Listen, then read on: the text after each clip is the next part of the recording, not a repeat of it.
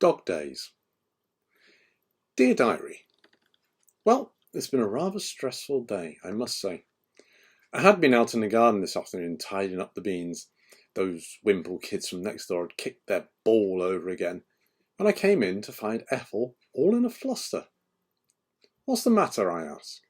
"Oh, Ray," says she, all tearful, "that horrid man has let his wretched dog foul outside our house again." I sighed to myself. Ethel does get upset by this. I keep telling her it's nothing really, but she won't have it. She won't have it at all. I'll just get a bag and clear it up, love, I say. But she's flapping around the living room like a mother hen that's lost its chicks. "But he'll be back again tomorrow," she wails, her hands yanking at that pink pinny I bought her last year. "He'll just do it again." So I sit her down, put the kettle on, then go outside and sort what needs sorting. After a nice warm brew, she seemed to settle down a bit, but I could tell come bedtime that she was still out of sorts. She's gone up to bed and hardly touched her cocoa. Dear Diary, oh dear, it's gotten worse. That business with the dog, I mean. I was just walking down the garden path from my potting shed for fixing a pane of glass that the Wimple kids had put through. I really wish their parents would keep them on a tighter leash. When I heard Ethel shouting, I raced down the side of the house and out to the front where there she was, waving her hands in the air and shrieking wildly at that chap with the dog. It's one of those squat little affairs, bandy legs, squashed face, beady eyes, and the dog, I mean, not the owner. Well, it would appear that the dog had once again done its business on the grass verge in front of our house, and Ethel had seen red. Well, I won't write down what she said, as I'm sure she'd be mightily embarrassed to think that I heard her talking in such a manner, but the man was giving as good as he got. He was effing and blinding, calling her a crazy old bat, and other such insults, whilst trying to drag his dog away, which was desperately trying to make friends with Ethel. Anyway, I managed to half guide, half drag her back into the house, whilst the fellow stormed off down the road, muttering expletives under his breath. Ethel marched into the kitchen and started slamming pots and pans around. I decided it was safest to leave her to it. Dear Diary, feeling a bit perplexed today. Ethel seems a lot brighter than she has of recent. She went out this morning, and when she came back she was positively beaming. I asked her what had put a smile on her face, and she said that she'd been on the internet at the local library. They have computers there. Apparently you can read things from all around the world. She said she had found a site, I think that's the right word, which had a solution to the dog mess problem. I smiled and told that was brilliant. I then asked her if we were having chicken for dinner. She had one in a shopping bag. She gave me a strange little smile and headed off into the kitchen. About an hour later, the smell of cooking drew me in after her, and I saw her busying herself away at the stove. However, peering over her shoulder gave me a bit of a start. Rather than all the tasty bits of the bird cooking and stew, there was a pan of thick red liquid in which bobbed the bird's head and feet. "Ethel?" "It's blood, dear, pig's blood. It doesn't look very appetising," I ventured. "It's not for you, silly." And it wasn't. We had pork pies for tea. They were very tasty too. But I can't help wonder what happened to the other stuff. Perhaps she was experimenting at making black pudding.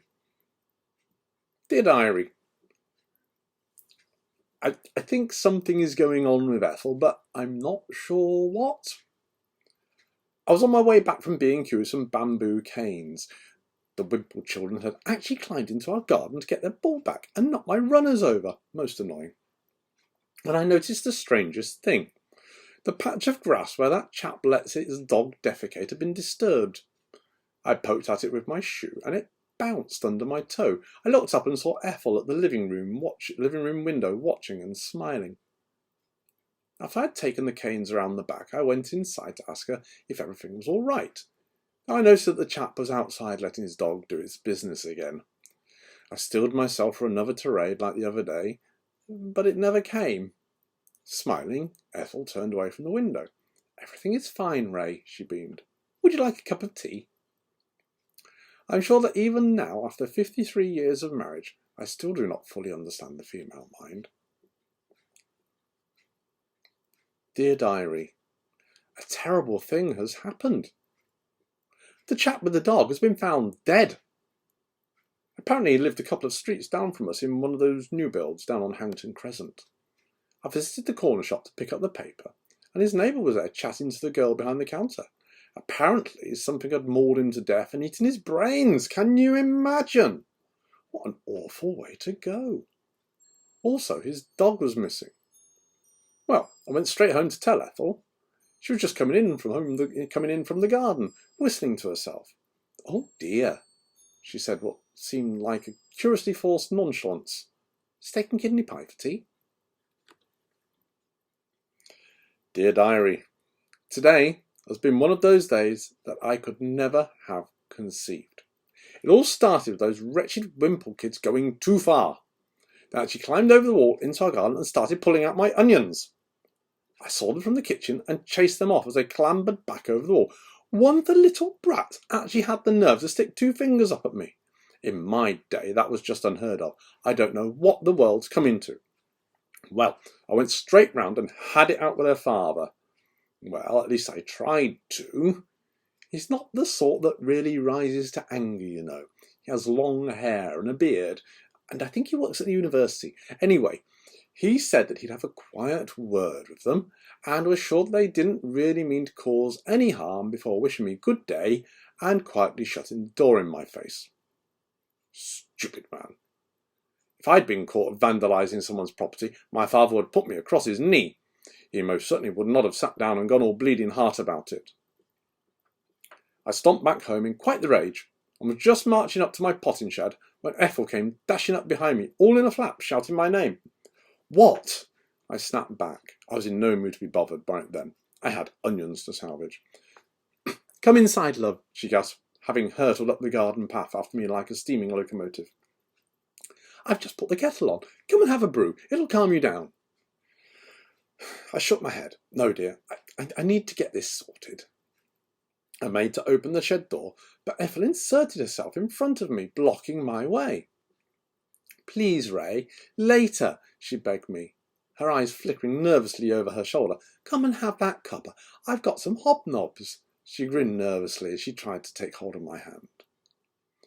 I yanked myself away and folded my arms across my chest. Ethel, I demanded, what is this about? Are you hiding something? She wrung her hands together in her pinny, and tears started to run down her cheeks. Oh, Ray, you mustn't go in there. Why ever not? Then I stopped. I sniffed. I started. Oh, something smelt awful. I shot Ethel a glance, pushed past, and yanked open the door to the shed, and there it was. The dog that used to defecate outside our house. Only it wasn't quite the same. It was strangely different. I didn't know what to do, Ray, Ethel was wailing as I lowered myself down onto my haunches to inspect our canine guest. He came back here afterwards. It must be because he was created here. I frowned, only half taking in her incessant babbling. What lay in front of me with its muzzle draped over its paw was definitely dog-shaped, but unlike anything else I'd ever seen before. Its fur was thinning, and its skin was drooping down off its muscles. Its eyes were a pale blue and totally unfocused, not the sort of dark, alert orbs you'd expect from a breed like this. Oh, then there was its breath. My God! I know dogs don't have great oral hygiene, but this one smelt like it had been drinking out of a cesspit. I covered my mouth with the back of my hand and coughed before asking, What do you mean by afterwards? And created here?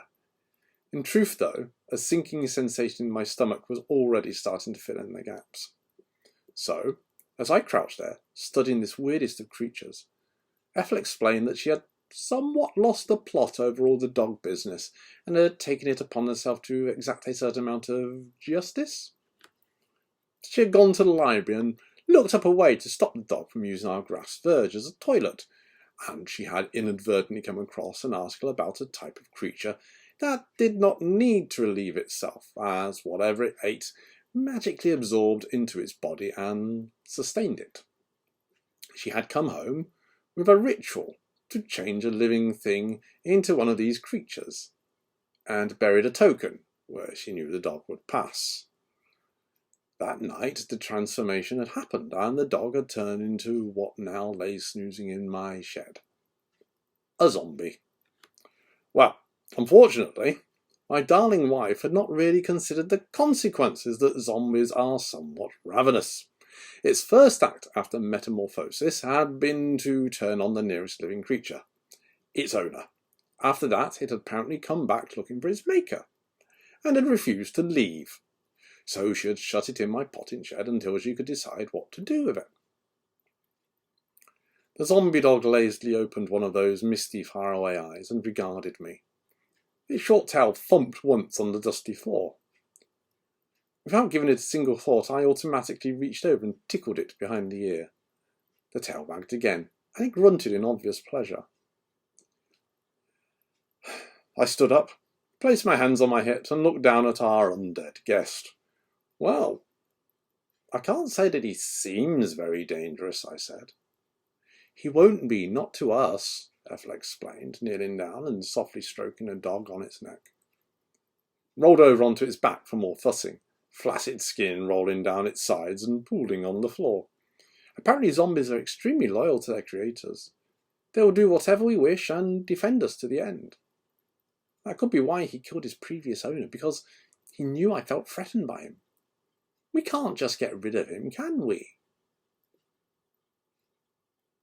I turned and looked out over my decimated onion bed as a smile formed on my lips. No, we can't, I agreed. I think he'll just have to stay.